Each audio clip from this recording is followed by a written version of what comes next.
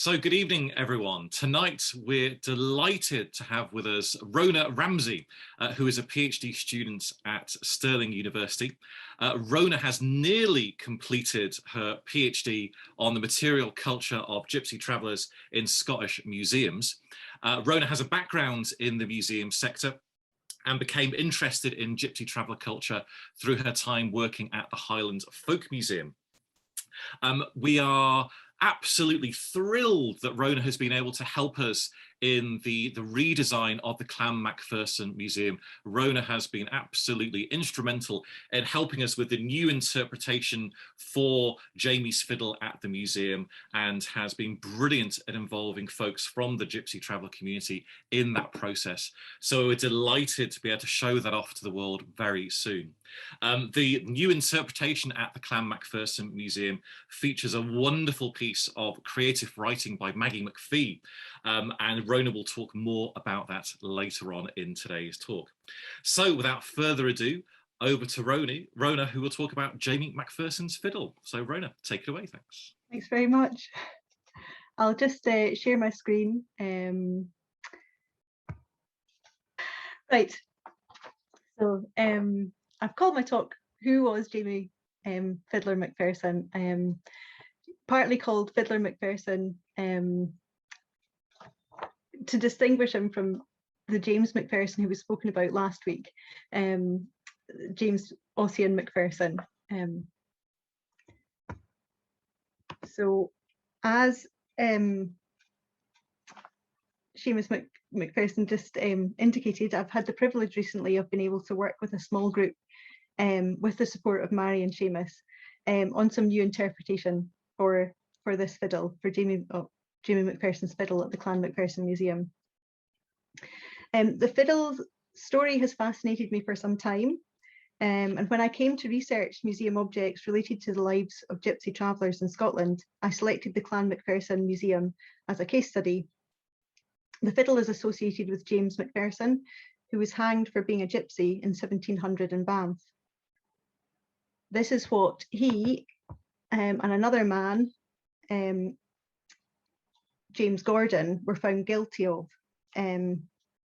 or charged with on the 9th of November 1700. So James Macpherson and James Gordon, you'll not actually quite be able to see all of it perhaps. They were found guilty of being known by repute to be Egyptians, meaning gypsies, and vagabonds. The charge goes on to include also being armed at markets, of being thieves, although we'll see later that these latter charges were not within the remit of the court where they were tried. One of the things that particularly interested me about the fiddle was that the text that used to be next to it in the museum didn't mention that Jamie Macpherson was a gypsy, even though that seemed to be such a key aspect of his story. I have to say this is not an unusual situation. I see examples of items made by or otherwise connected with Gypsy travellers on display within museums a lot. And in most cases, there's nothing in the text alongside them to make that link. I'm going to start this talk today with a section on James Macpherson. I'll talk a bit about what we think we know about him and also what we can know about him. And then I want to go on to tell you a bit about the process that our small group went through that resulted in the new display about Jamie Macpherson in the Macpherson Museum. The new display features a beautiful piece of new writing by Maggie, and I'm looking forward to telling you about that, and in particular about the approach that Maggie took within her writing, because it's such an unexpected and refreshing perspective that she brings.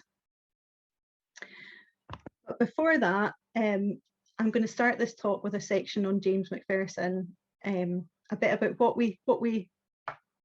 what's usually said about him, I suppose, but also what maybe we can work out about him from the available sources.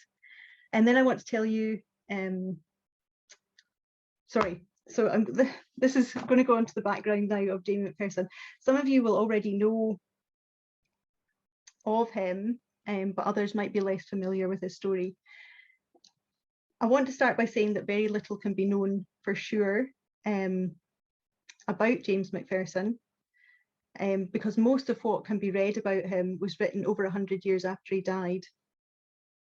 A fairly general understanding, though, is that he was the illegitimate son of a Highland laird, sometimes said to be Invereshi Macpherson, and a gypsy woman.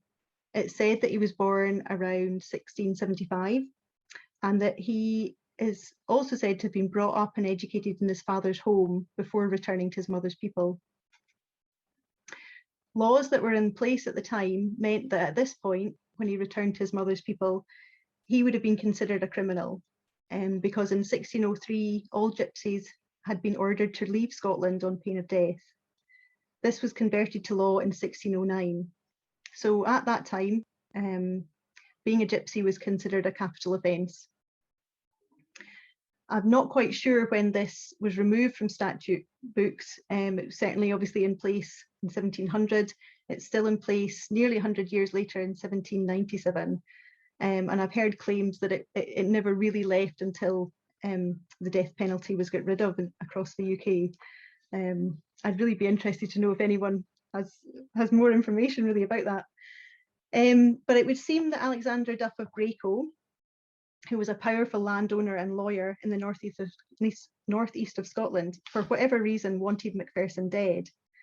It's possible that he felt threatened by the presence of gypsies in Banffshire, but he certainly seems to have become the sworn enemy of Jamie Macpherson and those around him. James Macpherson seems to have been captured and jailed at the request of Duff on 2 previous occasions, but he'd escaped both times. On this third occasion of capture, Duff's men appear to have ambushed Macpherson and others at St Rufus Fair in Keith in September 1700. One of their group was killed, and a further 4 men, James Macpherson, James Gordon, and Patrick and Donald Brown, were brought to trial in November 1700.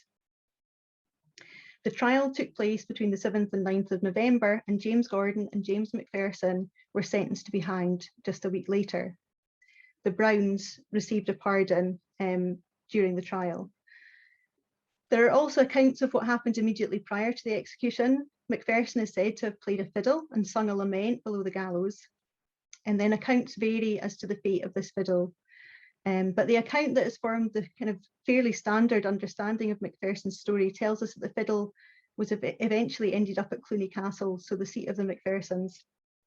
And there it was kept until it became part of the Clan Macpherson Museum collection. Some accounts also tell us that a reprieve was on its way that would have saved Macpherson's life, but that Duff ensured the execution went ahead by having someone turn the town clock in Banff forward so that Macpherson would be dead before his pardon arrived. And the workings of the old town clock of Banff are displayed in the museum alongside Macpherson's fiddle and his sword. It's generally acknowledged that much of what we think we know about Macpherson, as in the account that I've just summarised, is a mixture of guesswork and myth. Before going on to the new display at the museum, I just want to say a bit about what we can know about James Macpherson. There's been an awful lot written about him since his death, but very little was written about him during his lifetime. And in fact, I only really know of one document that exists, and we'll come on to that in a little while. One of the reasons that such a lot has been written about him since his death is that his fame, I suppose, was put in place because around the time of his death, this broadside was circulated. This broadside contains the song that he is said to have sung below the gallows. And the words from this broadside were passed on and occasionally published as a tune and as a song among the people of Scotland. Versions of this were still being circulated over 80 years after Macpherson's death, when Robert Burns made a tour of the Highlands. And Burns seemed to have heard folk sing Macpherson's lament or rant in the 1780s. And then he went on to publish his own version, Macpherson's Farewell, in 1788. It's difficult to know for how long versions would have been continued to be passed down orally without the added fame that Burns brought. And certainly many of the versions collected in the 20th century include elements that are inspired by or from Burns' work. but they have also developed in other ways since then. So it's perfectly possible that the oral traditions, the song and the tune would have continued to be passed down. But what might not have happened without Burns and the fame that he brought to Macpherson was the kind of wealth of written works about Macpherson's life that were published in the 19th century. And it was from among those printed published works that I put together the short summary about his life earlier on. The problem that there is with Burns' poem from the point of view of wanting to know more about Macpherson is that it tells us very little actually about his life. It really is supposed to be his last words and not really about him. But because of the fame that was brought by Burns, one of the things that was published and is available to read today is the transcript of the trial.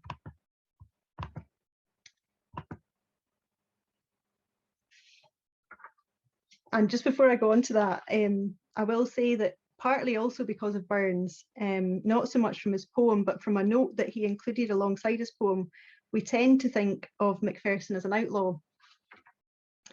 So this top, the top one of these quotes here is a note that accompanied Burns' poem in which he describes Macpherson as a daring robber. The extract below is from Sir Walter Scott, who paraphrased this daring robber to freebooter. And this is the language that used to be used in the text in the museum. James Macpherson was described as a freebooter rather than as a gypsy. But if we go to the trial, and this is the publication in which the transcript of the trial was kind of circulated, I suppose, from 1846. Reading that trial, it's made clear on the first day that theft didn't fall under the jurisdiction of the judge who heard this case. So those accused of theft had to be tried by a Crown Court, and this was an hereditary local judge. So Macpherson, James Macpherson and James Gordon were only ever officially tried for being gypsies. But you might have noted when I showed the extracts that had the charge earlier on, that theft appears among the charges listed by the judge. And a number of accusations of theft were also raised during the trial, and they can be read in if you access this. It's possible that these accusations that didn't fall under the jurisdiction of the judge were allowed to be made because of an assumption that was made then and is sadly still made by some today, that being a gypsy and being a thief is one and the same thing. So it's possible that these accusations of theft were allowed because they were seen as further evidence of being a gypsy. But alongside these accusations of theft and other things, there are some interesting details brought up by the witnesses that can offer something of a picture of how Macpherson and those that he lived among went about their lives. There were 20 witnesses called to the trial, and because of the way that the charge related to being a gypsy is worded, all that any of them would have had to have said was that they had heard that these men were gypsies. Luckily for us, though, they actually quite often go into a bit more detail. Some of it was to add weight to the accusation of being a gypsy, for example, things around language use and marriage customs, but they also provide some other details that help us get a picture of what life might have been like for Jamie Macpherson after he returned to his mother's people.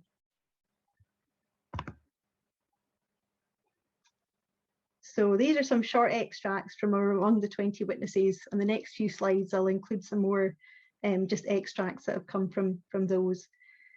The first one at the top here I've included because it kind of gives the general tone that kind of comes up quite a lot. So it tells us that Jamie and others are reputed to be Egyptians or gypsies. There's a bit about language that comes up a lot, that there's this language that is spoken among these people that other people don't understand. There's a bit about theft. There's a bit about being armed.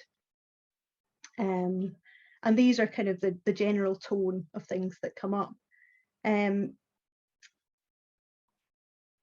But it's to me, it was quite interesting, although it's often suggested, and the kind of general tone seems to be that Macpherson was part of a large group of armed men. There are also these mentions every now and again of women and children. So they appear in some of these extracts here, that men and women, around about 24 in number, were moving around. There's these mention of small boys with them, and the wives that are with them. So the impression here really is more of family groups who are moving around together. Although there's some suggestion that the men and women were not officially married, this is very likely to be the case because gypsies and travellers weren't always accepted by the church. And so in some cases, marriages took place kind of out with officialdom. So these were recognised among the group, even if they weren't recognised by wider society. And there's other glimpses as well.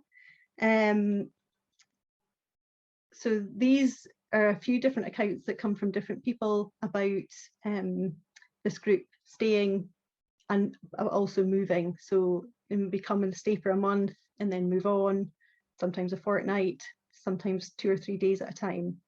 And they're also moving out with Banffshire, so travelling within Banffshire and travelling out with it as well. And then some of the details are a little bit more unexpected. One of the witnesses accuses, if you could call it that, Macpherson of healing somebody. So I think that's probably has to be one of the stranger things that are mentioned in the trial.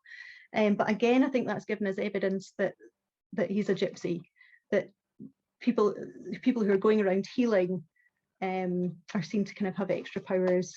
So I think that's kind of how that is used. There's also mentions of music.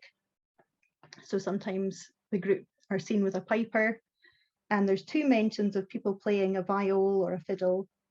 Both of these mentions are actually related to Peter Brown, and he's mentioned as being a fiddler, sometimes playing for money, sometimes playing for pleasure. And then, of course, because it's a trial, there's also kind of, I suppose, things that set the group in kind of in a less favourable light. So quite a lot of the witnesses tell us that the group were armed.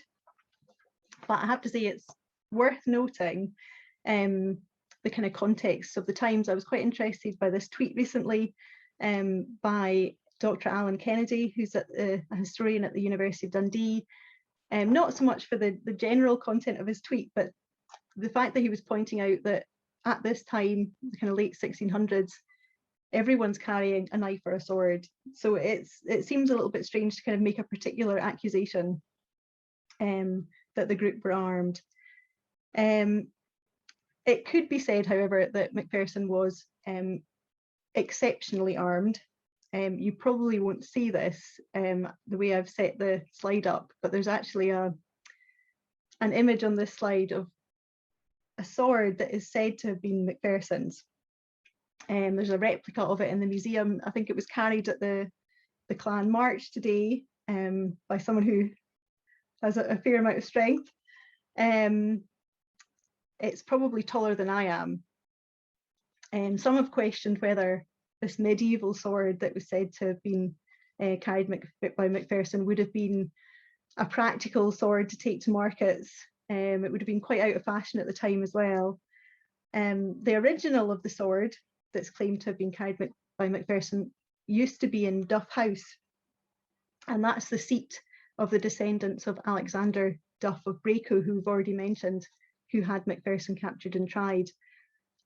And I've wondered whether it's possible that this sword was sometimes pointed out to as being Macpherson's as a kind of way of justifying what had been done to him, a way of presenting him as a particularly dangerous person who needed to be removed for everyone's sake. There are also, as I mentioned earlier, accusations of theft, which are not really supposed to be there, obviously, because it's not within the court's jurisdiction. But reading them a bit further as well, they quite often seem to be for fairly minor things, or at least a little lacking in evidence. So this is a wee selection of some of the accusations of theft that were made in the trial. The first one, I would say, comes under lacking of evidence. It's about a rumour that one of the accused had someone else's cloak. The last one, I would say, is also possibly falls under the kind of rumour or lack of evidence. Someone reports that they'd been told that James Macpherson and others had taken some oxen. I think that's probably the most,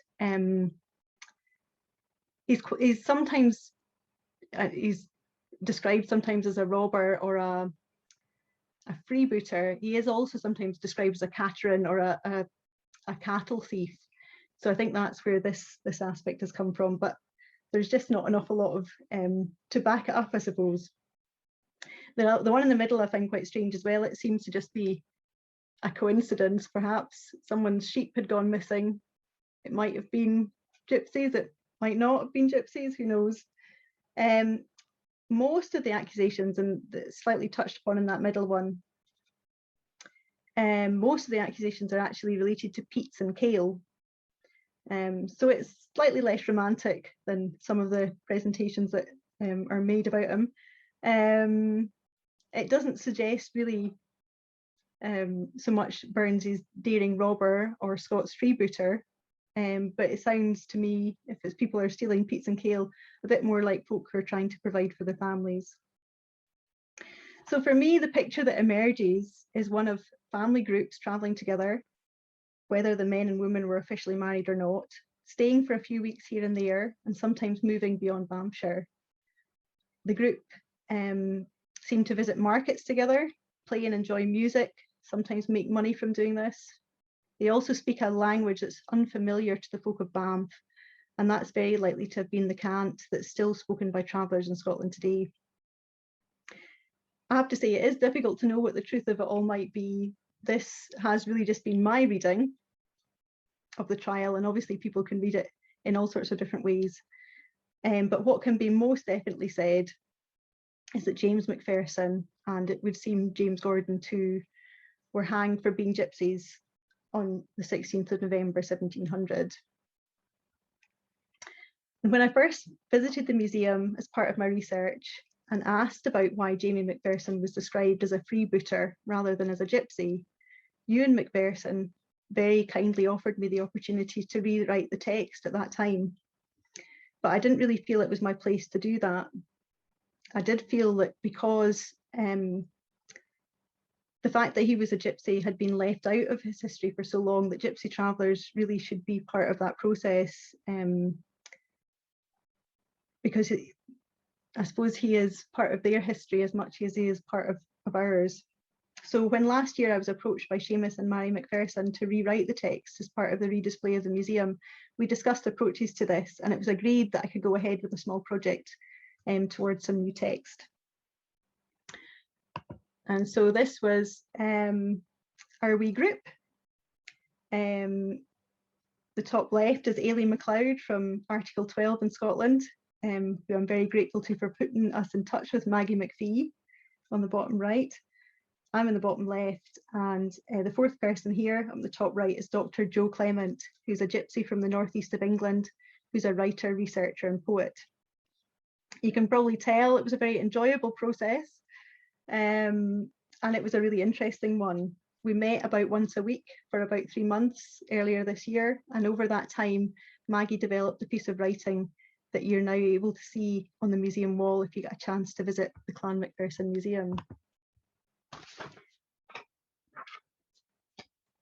And it provides a whole new perspective to the fiddle. I'd been keen that, because for so long there'd been no mention that Jamie Macpherson was hanged for being a gypsy, that a gypsy traveller voice should be included in the display. But I have to say that I'd envisaged some fairly standard text, kind of just regular museum text written from the point of view of gypsy travellers. But what Maggie did was to take this to a whole other level, and did something that was much more creative and interesting than I could have ever imagined. Before I'd even met Maggie, she'd asked, through Ailey, a really interesting but also challenging question. She wanted to know more about Jamie Macpherson's mother. And that's such a good question, but it's also one that's really difficult to give a useful answer to, because in all the many, many things that have been written about Jamie Macpherson, his mother, if she's referred to at all, gets only the shortest of mentions. Usually all we're told is that she was a gypsy. Occasionally we're told that she was beautiful, and I've read at one occasion that she had red hair. Some accounts tell us that she and Invereshie, who was to become the father of Jamie Macpherson, met at a wedding, and some say that she visited her boy each year while he lived with his father. And we're told by some that Jamie Macpherson returned to his mother's people after his father died. From the trial, we could also deduct that she likely spoke cant, but it's not an awful lot to go on. So while I'd been really keen to ensure a Gypsy traveller perspective in the interpretation, Maggie McPhee was equally keen to ensure a woman's voice, and in particular, the voice of Jamie Macpherson's mother. She is a Gypsy traveller woman who is all but invisible within the accounts of Macpherson's life. And thinking back to those voices that have formed our view of Macpherson, it really has been mostly men. All the witnesses, obviously, at the trial and the judge were men. There's been contributions from Robert Burns and Sir Walter Scott, and most of the other accounts that exist were written by men. But as Maggie McPhee pointed out, women are hidden in history and should be brought out of history more. And of course, the voices of women who are Gypsy travellers are heard even less within our history. So with very little information to go on, no name or even a description really, Maggie set out to give Jamie Macpherson's mother, if nothing else, a voice. Maggie drew upon her own experiences as a mother to consider the heartbreak of losing a son in this way. And it's such a great piece. It includes the story of Macpherson and so many elements of his story, while also providing a new way of seeing the story. It's not only told through new eyes, but included in it are some cant words. That's words from the language that Maggie uses among her family today, and which we know from the trial that James Macpherson and those around him also spoke. I hope this isn't a spoiler for anyone who is planning to visit the museum soon, but I would like to read Maggie's words. I have to apologise, I can't read this in the way Maggie does. We had the joy each week as we met, and Maggie had developed a bit more, to hear her read it. And it's written as though it's spoken. And Maggie does such a good job of reading it, and I'll do a much poorer job, but at least you'll get to hear the words. So if you don't mind, I will share now this piece of writing that Maggie put together for the museum that is called Heartbreak Through Her Eyes. I want to tell you about my son, Jamie Macpherson. His father and I met at a wedding. He was a Highland laird and a very charming man. Back then, I was a young traveller girl. A few months later, in 1675, Jamie was born in Banff, Scotland. His father took my wean for me to be brought up in Invereshie House. Those years without my Jamie were hard. I would travel far to his father's cane and watch him quietly from the shadows of the trees as he played gird and cleek with his nursemaid in the garden. Many times I wanted to cry out to him, to hold him, but I couldn't, and it broke my heart. When Jamie's father died a few years later, he came looking for me and my people. We took Jamie into our clan, and he fitted just right. As time went on, Jamie grew to be a handsome young man. He was so tall and strong and could outfence any man with a sword. Musically gifted, he would often sit around the campfire. Playing the fiddle, and we would listen as his beautiful melodies filled the air. As Jamie got older, he wandered the countryside with a puckle and ae users, robbing from the bean hansel. But he was always good and kind to the poor.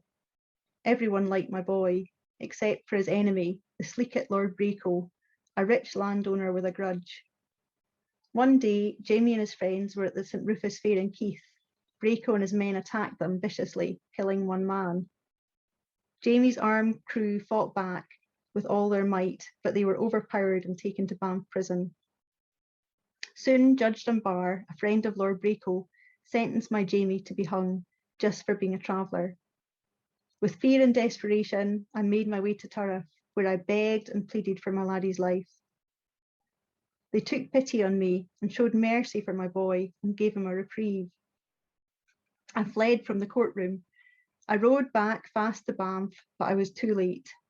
My boy was gone from this world. Lord Braco heard about the reprieve. He knew it was going to save my son, my boy's life, so he put the clock forward 15 minutes and Jamie was hanged. My heart broke into a million pieces and I fell to the ground sobbing. It was later on that they told me how brave Jamie was, how he stood at the bottom of the gallows and played a soulful tune on his fiddle. When he finished, he offered up his fiddle to anyone who was standing there, but nae hate would take it. So he broke it on the gallows and flung it on the grun. After the hanging, one of Jamie's friends picked up the fiddle, wrapped it in a shawl and gave it to me. I locked it in the family kist, as it was all I had left of my son. Jamie Macpherson died on November 16th, 1700. And then Maggie includes a small extract from Burns' poem that says, I've lived a life of sturt and strife, I die by treachery. At once my heart I must depart, and not avenged be.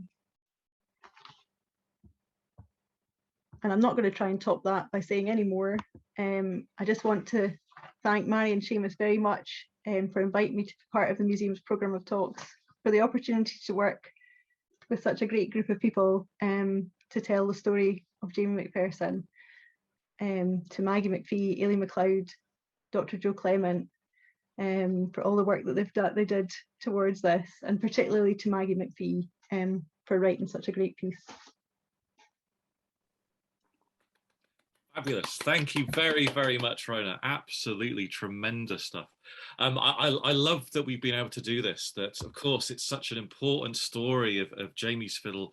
It's one of the key objects and stories that we have in the Clan Macpherson Museum.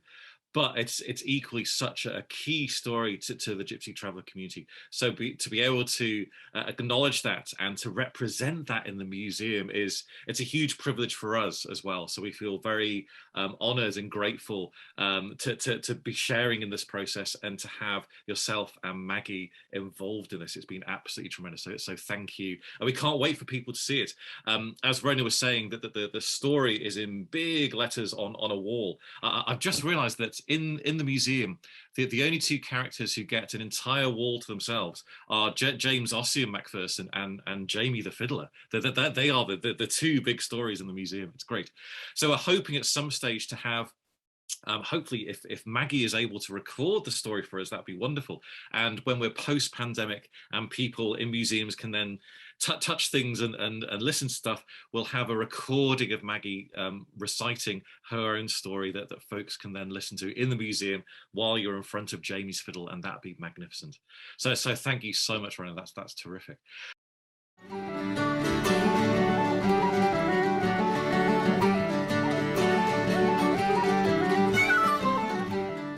So, do we have any questions for Rhona? Anything that folks would like to ask?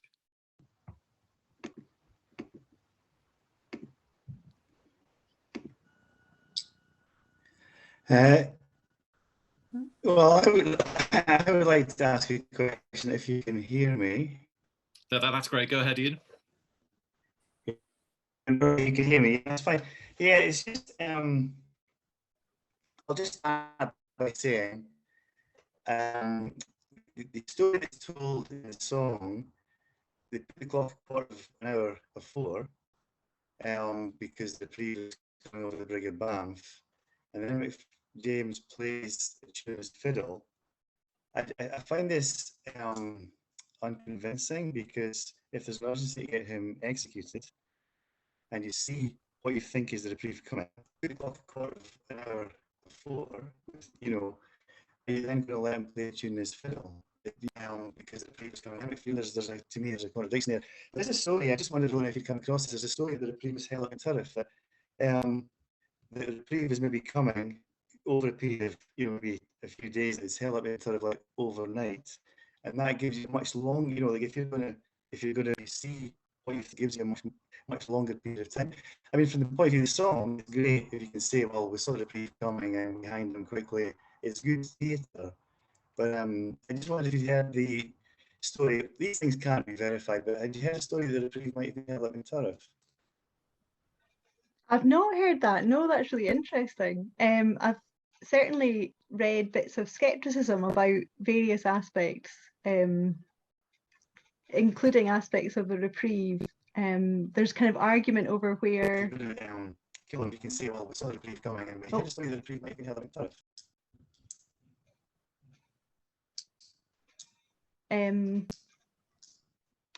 There seems to be argument over where exactly in Banff he was hanged. Some say it was at the Gallows Hill, and some say it was at the Market Cross. Yes, I mean, I think it is just so difficult to know about any aspect. We've kind of gone down the route of taking an understanding, I suppose, of what happened, and going with that, because there seems to be several different ways of telling the story, I suppose.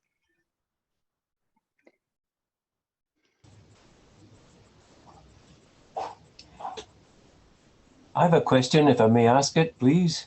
Go for it, Gordon. Thank you. Thank you. Yes. Rhona, thank you for a wonderful presentation. I'm not being cynical in the slightest, but how do we know that the fiddle is the fiddle? I remember getting on for half a century ago. As a young reporter, I talked of the clock and mentioned that the works of Cruden Bay Parish Church actually housed the works of the clock that hanged McPherson. And my colleague at the time, Bob Carter, the district reporter in Banff, wrote a piece in which he picked out 8 or 10 or 12 different clocks or clock faces, all of which had hung at McPherson. So I'm not being cynical in the slightest. I just want to know, what proof do we have that it is the fiddle? I would like, incidentally, to think it is. I think I'm probably of much same mind. It's a great thought that it could be. I think it's very difficult to say anything for sure. I don't know how sacrilegious it might be to say that it might not be.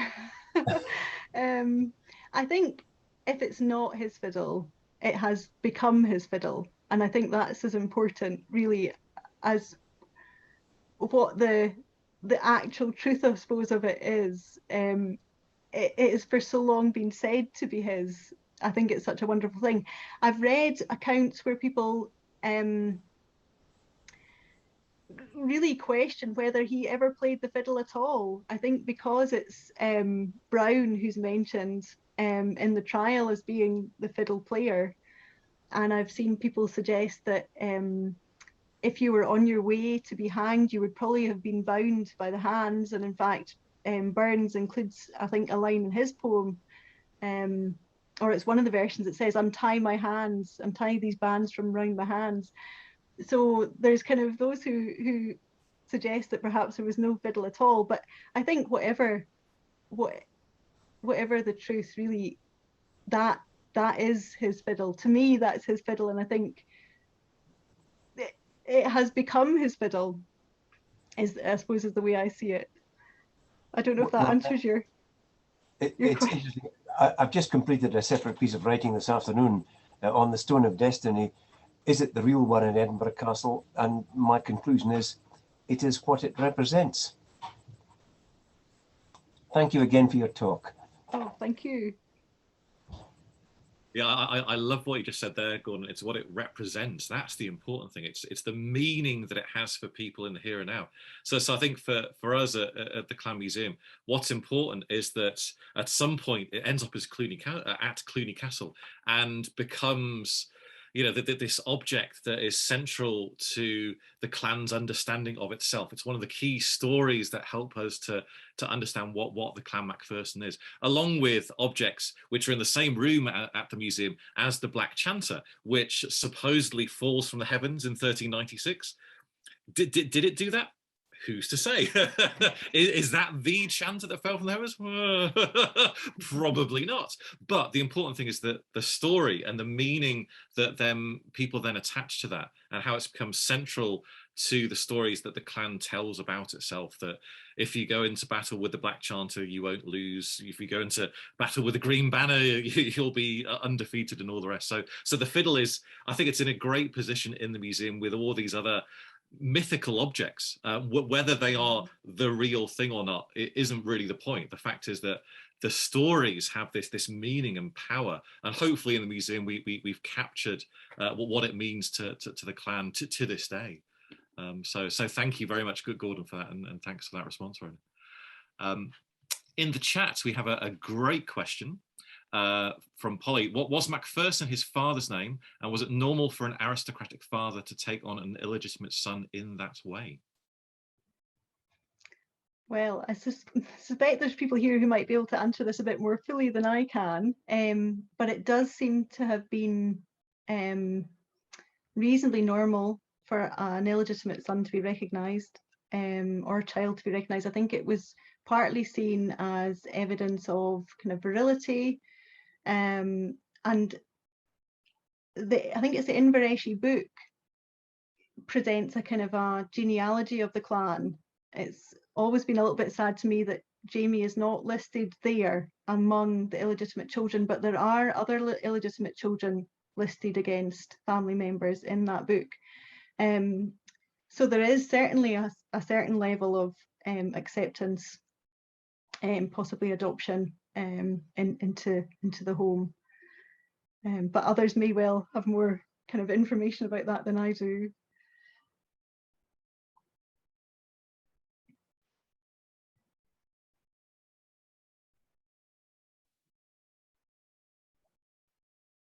Excellent. Do we have any other questions for Rhona? Anything else you'd like to put in the chat, or raise a hand, or open a mic and holler? Well, at the risk of monopolising, I've got another question, but if anybody else wants to ask one, I'll hold back. Oh no, you go for it, Ewan. That'd be great. Yeah. Okay. Right.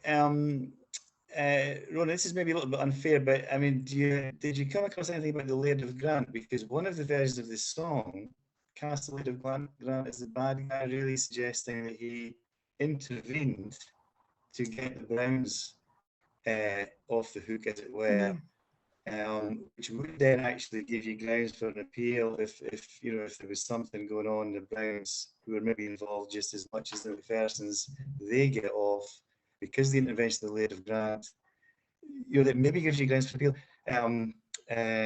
I mean, this is just part of the myth. The Laird of Grant is the bad guy, really suggesting that if it's mythology, which we can't prove. I mean, yeah, so he does seem to have been a friend of the group. I think there's one of the stories where Duff, I could be wrong, I haven't read this particular version for a while, but I think there's a story where Duff puts them almost under house arrest, the group, I think, and Grant turns up and frees them at that point and seems to be in support of the whole group. What he seems to argue at the trial is that, I suppose, just as Judge Dunbar is an hereditary judge and has some hereditary power over a local jurisdiction, I think what the Laird of Grant argues is that he has jurisdiction over those in his area, and he seems to argue that the Browns live or are connected with his area, and so I suppose he's arguing that Dunbar has no jurisdiction over these individuals, and that's where that reprieve comes from. I suppose he's then seen as neglecting McPherson. I never quite get the impression that he's the set up as the baddie of the story. you know, he obviously gets some of the group off and has previously freed them all from a situation.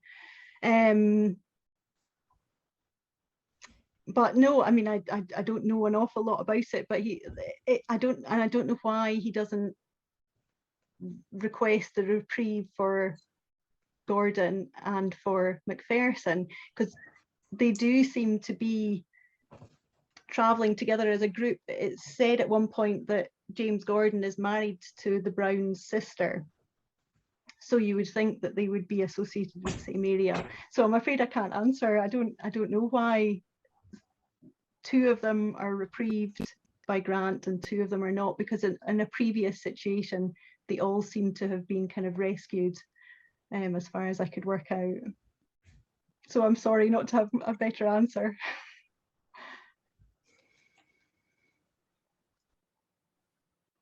Fabulous. We've got a number of great questions coming through in the chat. First one is, it's alleged that Breaker and Macpherson fell out over a girl. Do you know anything about that? Not something I've ever heard of. I'd be so interested to know other stories. I kind of, I've read as much as I could kind of get hold of, but I'm sure there are other things written out there that there is an account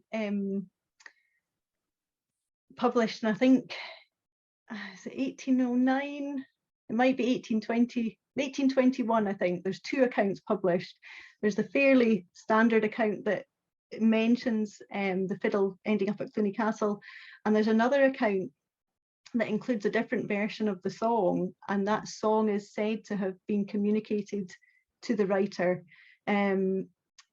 by Jamie's girlfriend, who was not a traveller, who wasn't a gypsy, who had been with him, and then he was hanged, and she, I think, went off to find his people and couldn't find them. She seems quite confused. She ends up in a different location than she thinks. She thinks she's in Badenoch because they're speaking Gaelic, but she's somewhere else. But I've never heard anything that connect her or any other woman with Duff. So no, I'd be really interested to hear that story. If my emails, I can put it in the chat, actually, my email address. If anyone wants to send me any Jamie Macpherson stuff, I'd always be happy to read it.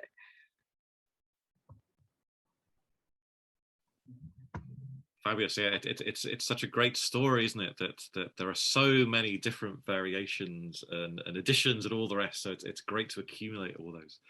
Some other questions from the chat. Is anything known about the Gypsies in Banffshire at that time? Anything else that we know?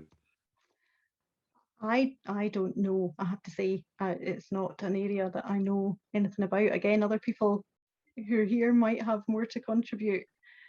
I mean, I always think it's quite nice, the small details that you get from the trial.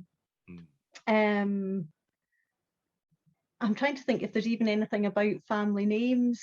And there's a man, Robert Dawson, has produced a publication about names that are associated with traveller family names associated in Scotland. And I can't remember whether he gives a kind of geography of those, but Brown obviously is one of the names that seems to be associated at that time with gypsies and travellers in that part of the world. And I'm trying to think, McPherson I think is not really a particularly common traveller name, but I could be wrong. I'd need to check again through Robert Dawson's things, and again there's people here who might know more than I do about what names might be associated. But no, I don't know really anything other than the information that's gleaned from the trial.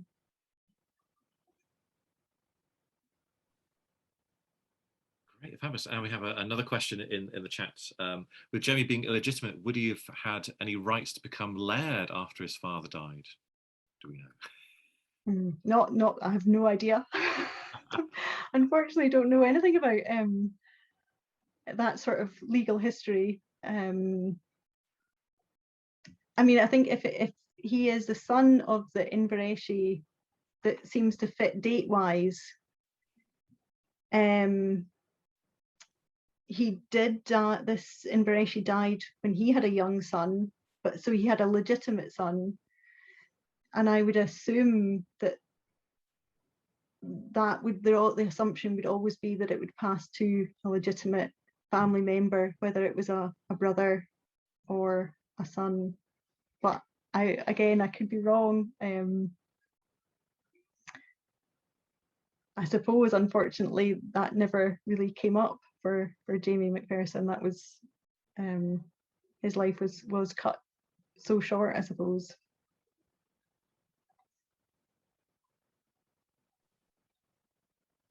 Grand, fabulous. Do we have any other questions for Rhona? Anything else that folks would like to ask?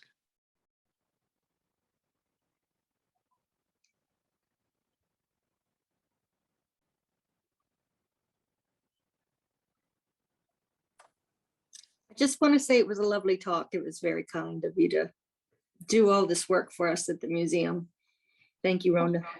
Thank you, Bonnie. That's a lovely thing to say. Thank you. Of I have course. to say I enjoyed it thoroughly. Good.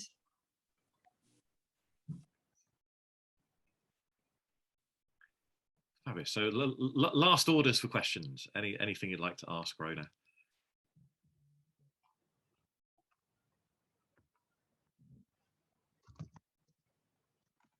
Cool. Well, we'll wrap things up there. Just one final notice before we all head off. Our next talk is on the 21st of August, to which you're all very welcome. This will consist of myself and Mari doing a wee video tour of the new Clan Macpherson Museum, followed by a Q&A session. So if you want to have a wee little taster of what the new museum looks like, then please do come along. We'd be delighted to have you. So all that remains is for me to thank once again Rhona for a wonderful talk, and to thank Maggie for her splendid contribution to the new museum. We are so thrilled and delighted to be featuring this. So thank you both for all your hard work, and thank you, Rhona, for such a wonderful talk. So thanks for that, and thanks for folks turning up. We look forward to seeing you soon. So thank you very much, and bye for now.